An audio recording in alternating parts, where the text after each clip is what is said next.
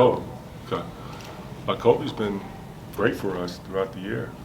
And for our team to affect winning, it doesn't always have to show up in scoring. That entails both sides of the ball, defensively and offensively. And one of the biggest improvements for Kobe has been his defense. And I've seen, and I know my staff will agree to this, is that we're watching a young man who's becoming a two-way player. Last year as a freshman, the game was moving so fast for him, and he was trying his best to grasp a new teaching, what's asked of him, new habits.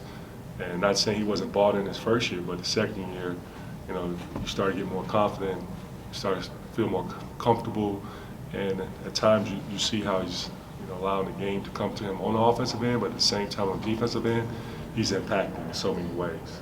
And Doug McDaniel told us that you guys have a special relationship and you know how to get him going, and he wasn't going anywhere for a while. Talk about what you maybe told him and how he turned it around down the stretch. I'm sorry, what do you mean by wasn't going anywhere? Well, statistically, he wasn't scoring in this game. Scoring, and then he rebounded and assist late. Well, you can definitely impact the game in a lot of ways instead of the points. And one of the things that with our team that we focus on is how can you play both sides of the ball and be effective out there where you can breathe life into your team. And one of the areas that sticks out in my mind, but also in the stat sheet, is that he had 8 rebounds. And he's the lead rebounder. And I call him a big guard tonight because he went in there and grabbed some tough rebounds down the stretch when we got stops, when Hunter or Terrence was battling and keeping the guys off the board. We were going to need everyone on the defensive end to be able to get rebounds for us. And yes, it was all hands on deck. Tom? Yeah, Juwan, great finish on the win. At certain parts of the game, though, the defensive lapses early in the second half, and you were stuck on 62 offensively for a while. What were the things that were going wrong with you? Well, if you go back to down the stretch, I think it was like, 14-2 run that we made when they were up 72-76. So let's not forget about that. Let's give these young men their flowers and how they were able to buckle down and find ways to get stops when needed.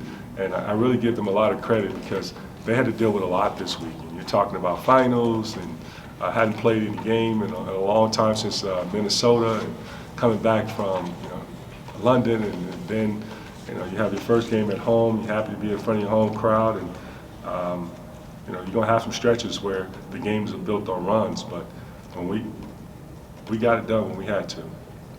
Andrew?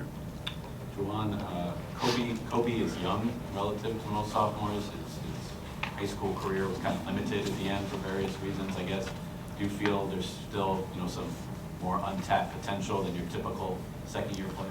Well, when you're a sophomore, yes, of course it is, because he's still young and he's not a senior yet. You play against sometimes fifth-year seniors or guys that have been in 6 years in college, and you have a big advantage. And it gives you an edge because you've seen a lot, you played a lot of games, you have a ton of experience. But Kobe, he's a competitor. And what I see in Kobe is a guy that loved basketball, fell in love with the game of basketball, student of the game, and he's a grinder.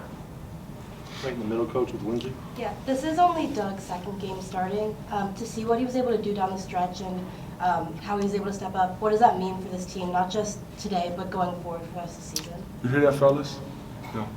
Young lady understands exactly, what a young man who just come in for a second start, and at times we expect for things to happen right away because we live in a microwave world where everything's supposed to happen so instant, but it takes time to develop, and you got to have patience, and I have patience with Doug, we have patience with the team, that we're going to keep growing and keep getting better, and Doug is going to keep leading us. He has the ball in his hands, and one of the toughest positions in basketball is point guard position, and Doug is the right person and has the right makeup for that position, and he's going to help lead us.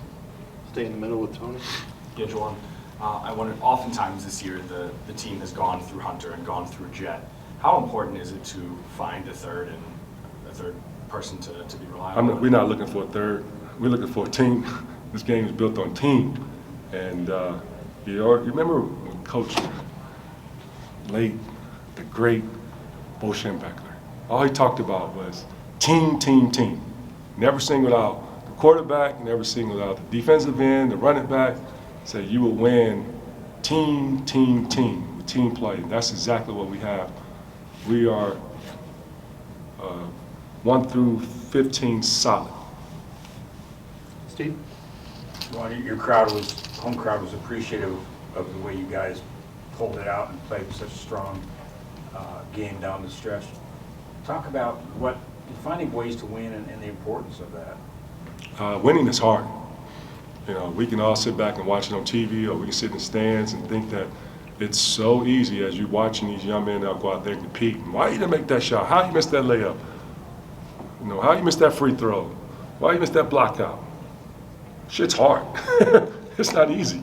Especially you got the bright lights focused in on you. You got a lot of fans out there, and some that are, when you miss a shot, oh, you know, and how deflating that feels for a young man.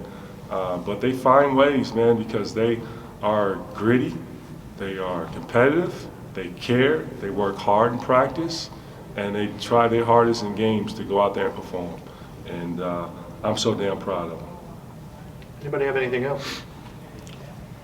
Coach, can you see Jalen as a mentor to Doug? He kind of talked about him and when he comes off the floor and his role in kind of Doug's development as well. Oh, Jalen is awesome. He's a great person, great leader. They have a great relationship. Jalen's been great for everyone.